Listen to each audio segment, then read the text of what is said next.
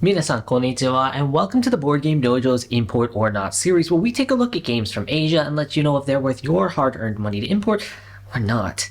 Today, we are taking a look at the deduction game from Hong Kong called Infiltraitors, a game for 2 to 5 clever people to see if they can catch the suspect. Is this game worth nabbing, or should it really just be let go? Let's find out on today's Import or Not. This is Infiltrators. Infiltrators is a cooperative game in which you are trying to catch all of the suspects by giving your teammates hints as to what the cards are. Your teammates and yourself need to guess everybody's cards in order to win. Now, in order to prevent spoilers, I just set up a kind of random mission, but the number of bullets that you have, I'll explain what those are later, will vary, as well as the number of suspects will vary. But everybody does get one of these to help them keep track of what cards have been played. In order to help find the criminals, there are 5 actions that you can do on your turn. On your turn, you can only select one of them. One action is to simply grab an unclaimed suspect from the middle and put it in your holder. Each player can only have one card at a time. So in this case, we're trying to get our teammates to guess a blue 3.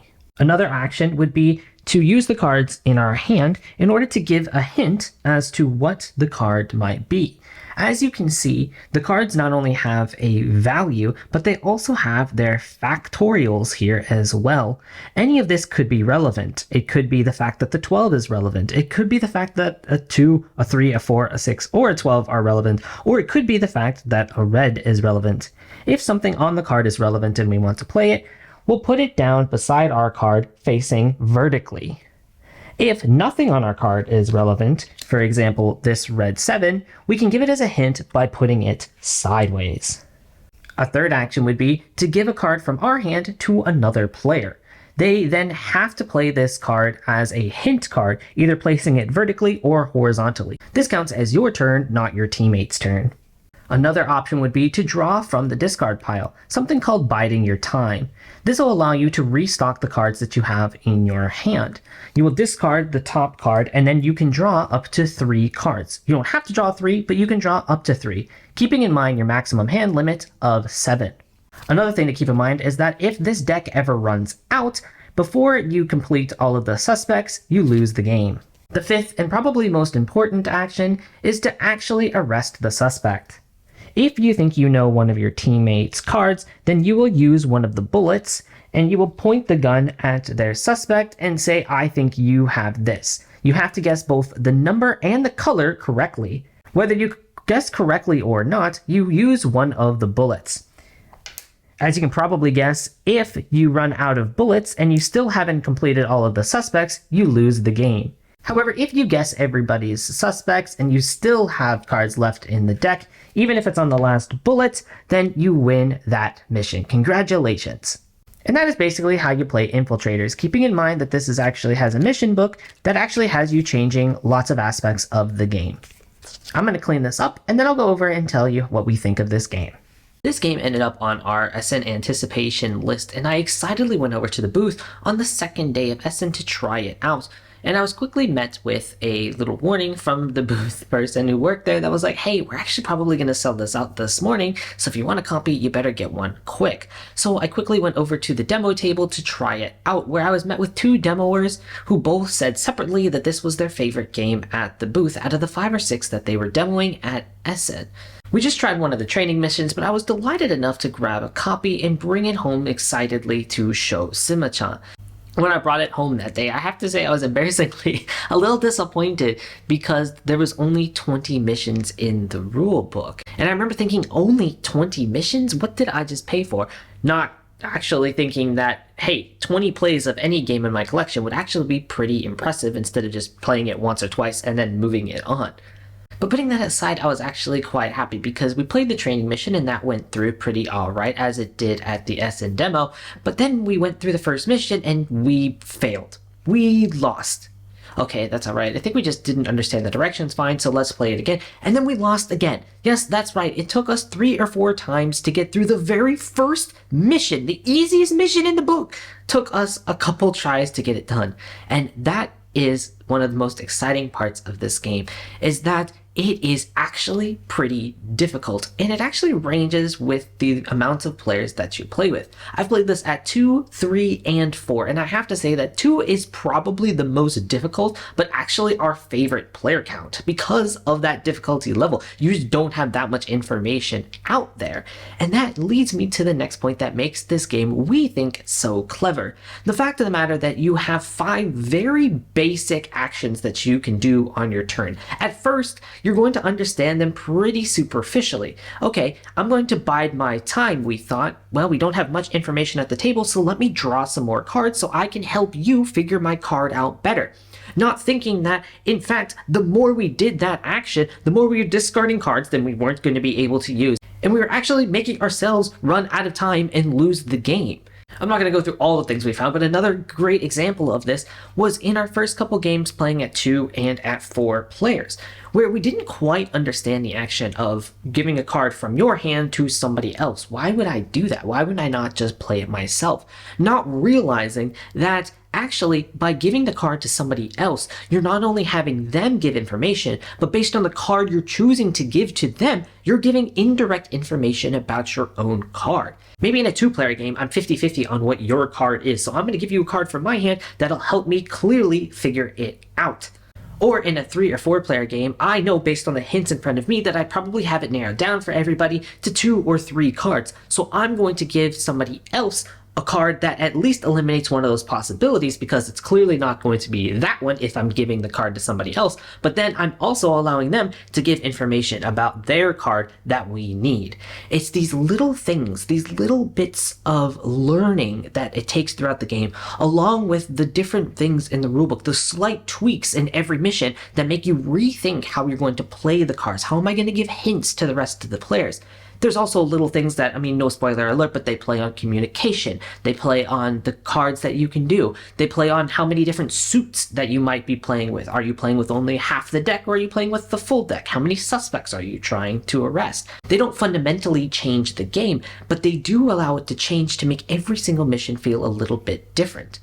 And in contrast to legacy games that have you ripping up cards, what this mission book allows you to do is to replay missions. Go back to earlier missions that you enjoyed and just pick out your favorite ones along the way. Maybe I like this mission at 2 players because it was a really difficult thing to do. Maybe at 3 players, I want to play this with this group of people because I think they'll really enjoy this rule set. Things like that that allow you to make the game your own. And that's actually made this game good with multiple groups of people. I, of course, enjoy playing this game and getting better at it with the same group of people as we progress through the rulebook, as we progress through the campaign. But it has also been a game that I've enjoyed bringing to new people to show them, to kind of start on mission number 1 and see how they like it, maybe pick out my favorite missions along the way. One more key positive I just want to mention is the fact that this box is not very big, and it is a perfect fit for all of the components. I open it up, and if I take out the rulebook, it is exactly the size that it needs to be to fit all of the components in. There is no dead space in here. In fact, as I just showed it to the camera, I had pieces fall out because it is so full. It's not in that oink box territory where you can't quite close it after you get all the pieces out and you can't really put them back in, but it is an exact size fit, which is really, really nice. I like it when the box isn't too big. It's a perfect fit, and it doesn't have a lot of dead space, which is definitely in contrast to a game we're going to be exploring later this week. The components themselves feel nice as well. It's kind of a nice touch, grabbing the gun and like pointing it at the suspect when you want to nab them, which I don't know if I'm going to go with that. We're just trying to arrest them. We're not actually shooting them because they're only suspects at this point. But now, in a weird bit of synchronicity and a weird bit of behind the scenes, we actually had this game on the schedule to be reviewed for this week, and we aren't even the first ones to review it this week. Both Board Game Barrage and Shut Up and Sit Down podcasts reviewed it in this week's episode on their respective podcasts. Except that there was something that they said that really caught me off guard, because they both mentioned another game that when I played this game, I didn't even think about, and I kind of disagree with. Board Game Barrage more so in passing, but it was more of an emphasis in Shut Up and Sit Down, comparing the Infiltraitors game to The Crew. Now, usually I'm not one to bring up when I disagree with another content creator, especially one that I adore so much, but I do just want to bring it up here because I think it's really, really important. Because I think that Infiltrators and The Crew are just completely different games. You should not think of them at all. Sure, they have some similarities in the fact that they have a campaign book, that they're cooperative, and that you might be giving some indirect hints as to what your cards are. But besides that, there is nothing similar about these two games. There's nothing in the feeling that is the same. And this is really important because I think it's kind of similar to maybe like a Monopoly and a food chain magnet, where you kind of look at those two games and you go, well, you're kind of doing the same thing. You're trying to bankrupt people as you make money and build your empire, but you're doing it in completely different styles. And the reason that that's important is because there are people who like Monopoly who might like food chain magnet at some point, but there's also plenty of people who will like one and not the other. And that is going to be the case here. I think that there's probably a large overlap between people who liked The Crew and will like Infiltrators, especially if they're into working with people to give these indirect hints at their cards. Sure, that part I definitely understand.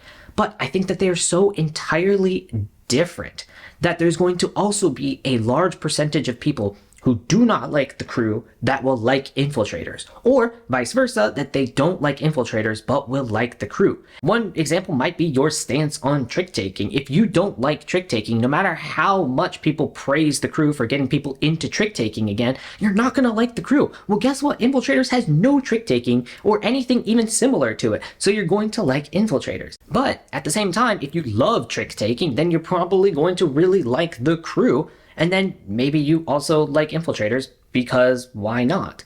My mind is filled with like LSAT terms to explain this, and it's very bad. I think I'm studying too much for this.